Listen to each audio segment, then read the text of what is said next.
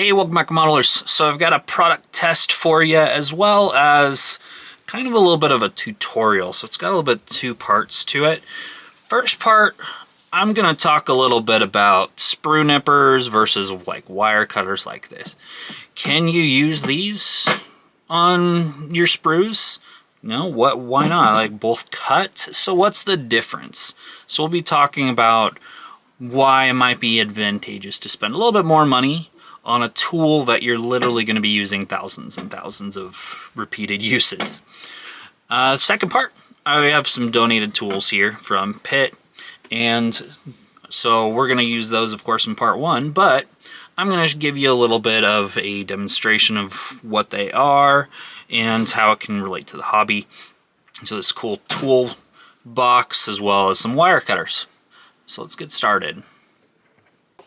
Alright, so to be able to test the difference, got a whole bunch of different parts here that we're going to play around with. Now, the two schools of thought is you can go in,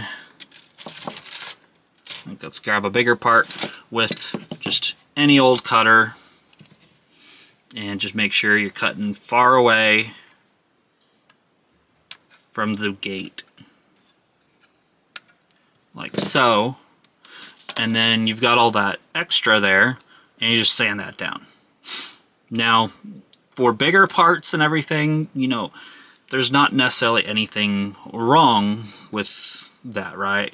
And a lot of this video isn't necessarily saying, oh, you're doing it wrong. You just, let me show you a different, easier way of doing all this.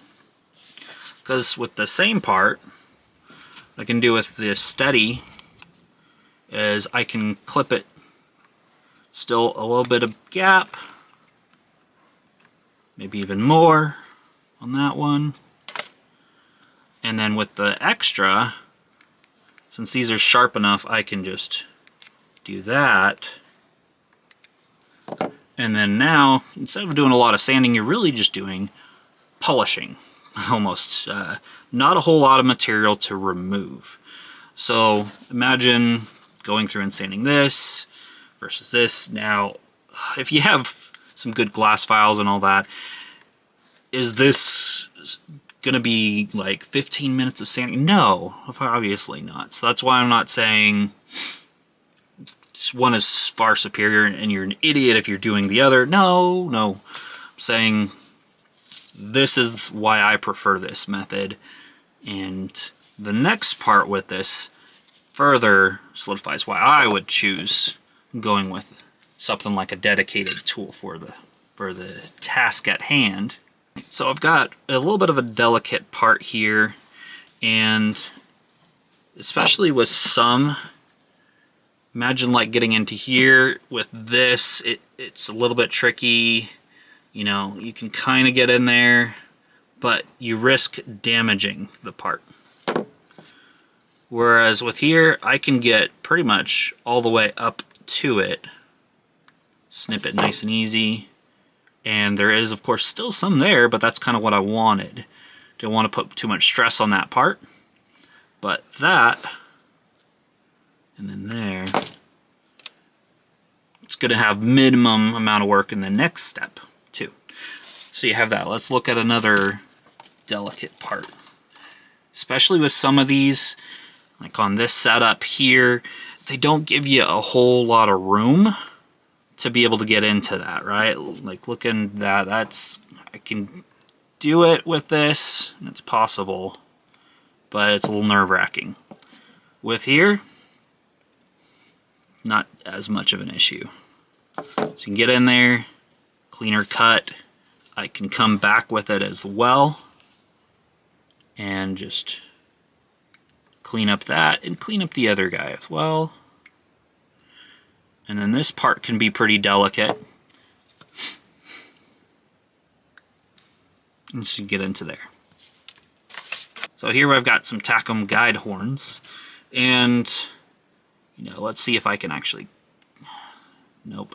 So I can't even get in there. I'm gonna, if I do this, it's just gonna chop it off, and now it's gonna look like an A, and I chopped off too much. So you almost have to with here, Here I can get right in there and then near perfect guide horn. Still probably would have to do a little bit of polishing. And so it doesn't look like, you know, it's plastic.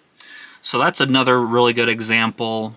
You get into other fiddly bits, like in here, that's going to be a bit of a nightmare for some other stuff. I guess you could also say there's a third way that you could do this. We could get into, you know, a little bit of a mini saw that you can do. Yeah, and that works, but I never really cared for that. So there's that. Third thing that we would want to look at, if I'm doing anything that's a clear part, you know, with here, if I want to clip it, you can. And that actually worked. I was hoping that it would just completely crack it. Maybe it's good to me as stuff, but what can happen with there is it can put too much stress on the plastic and splinter bad stuff, and you're gonna start swearing at your kit. But when you come over here, especially God Hand works really well with them, but you can get pretty close. Cool snip. And then when I go grab like a glass file or something,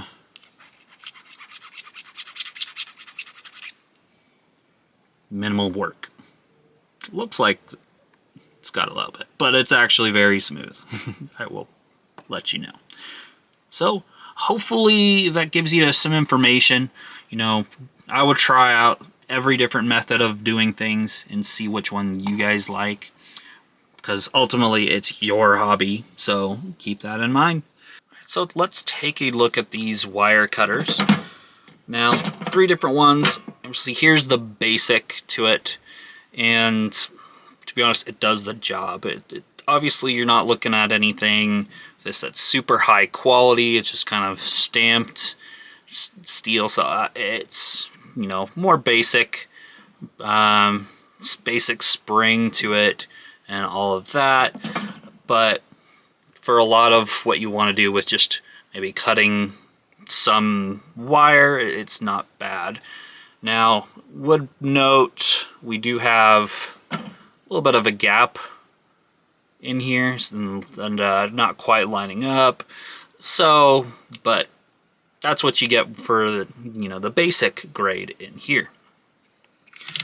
We move up to here, so I guess the 135 model, much better grip, and then definitely better quality on like the process of building with it, where you've got the wire actually, I mean the blade points all make contact, so much better. Well, whether it's going to make any difference, it depends on how much precision you're going to be using when it comes to cutting wire. And then we got this puppy here.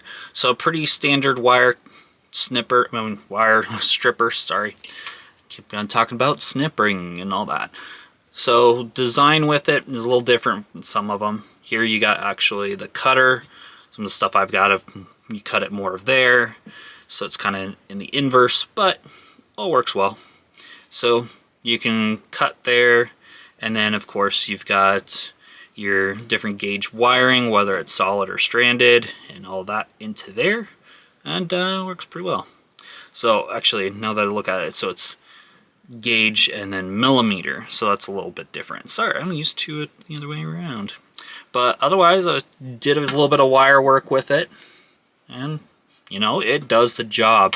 Not necessarily as good quality as some of the big name brand stuff, like maybe a Milwaukee, but you know, it's also going to be less money. So definitely a worthwhile purchase there. And then the toolbox, kind of interesting. So you've got kind of the old design stamped steel look to it, which is pretty cool. I would say almost, if you like nostalgic stuff, basic plastic handle, right? And then everything just kind of stamped steel. So you got the shelf here to put, you know, smaller tools for us modelers, all sorts of goodies and small bits in there, and then potentially the big project that you're working on. So you could use this for a lot of storage space for it. So that's pretty cool. Take a look off of Amazon. Just look at Pit, and I'll put in some links in the chat. But that's it for this video. Hopefully all that was entertaining for you and you found some good use to it. Let me know what you think in the chat, especially what stuff you'd like me to review in the next videos. And we'll see you on that next video.